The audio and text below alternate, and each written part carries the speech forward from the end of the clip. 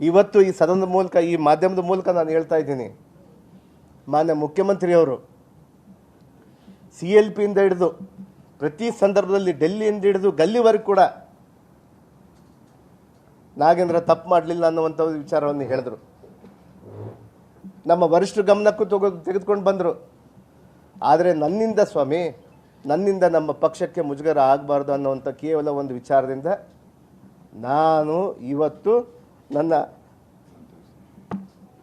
ಸ್ವಇಚ್ಛೆಯಿಂದ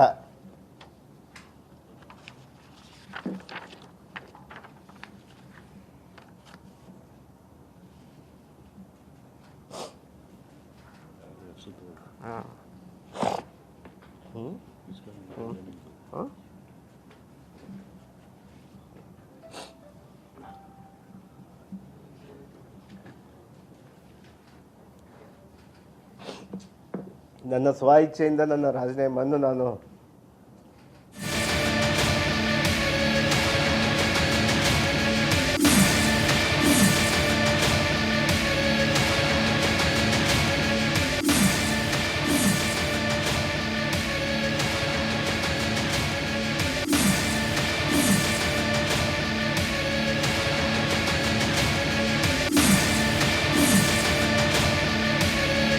ಮನವಿ ಮಾಡ್ತಾ ಇದ್ದೀನಿ ನಮ್ಮ ವರಿಷ್ಠರ ಜೊತೆಗೆ. ನಮ್ಮ ಖರ್ಗೆಜಿ ಸಾಹೇಬರಾಗಿರ್ಬೋದು, ರಾಹುಲ್ ಗಾಂಧೀಜಿಯವರಾಗಿರ್ಬೋದು, ಮಾನ್ಯ ನಮ್ಮ ಮಾಜಿ ಮಂತ್ರಿಗಳಾದ ಸಿದ್ದರಾಮಯ್ಯ ಸಾಹೇಬರಾಗಿರ್ಬೋದು, ನಮ್ಮ ಮುಖ್ಯಮಂತ್ರಿ ಆಗಿರ್ಬೋದು, ಮತ್ತು ಎಂಟೈರ್ ನಮ್ಮ ಇರುವಂಥ ಎಲ್ಲ ವರಿಷ್ಠರಿಗೆ,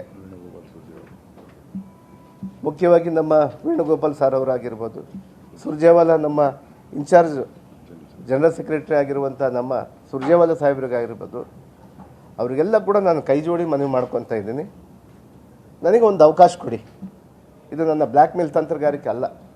ನನಗೊಂದು ಅವಕಾಶ ಕೊಡಿ. ನಾನು ಮಂತ್ರಿ ಸ್ಥಾನಕ್ಕೆ ಅಲ್ಲ, ನನ್ನ ಶಾಸಕ ಸ್ಥಾನಕ್ಕೂ ನಾನು ತ್ಯಾಗ ಮಾಡ್ತೀನಿ.